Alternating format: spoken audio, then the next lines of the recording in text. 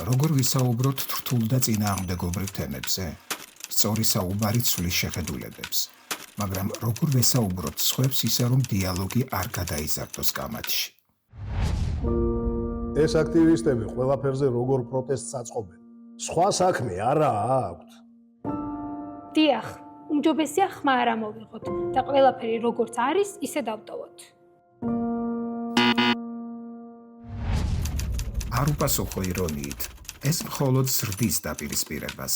მოიყვანე კონკრეტული მაგალითები, რომლებიც აჩვენებს თუ რა პოზიტიური ცვლილებები მოიტანა აქტივიზმმა, რომელიც დღეს ნორმად მიგვაჩნია. მამა, საინტერესოა რას ფიქრობ იმაზე, რომ ადრე ქალებს ხმის მიცემის ან განათლების მიღების უფლება არ ჰქონდათ. ფიქრობ ეს სამართლიანი იყო? თუ მაშინდელი აქტივისტები არ იბრძოლებდნენ, დღეს არც მე, არც დედას, არც განათლება გვექნებოდა და არც პროფესია.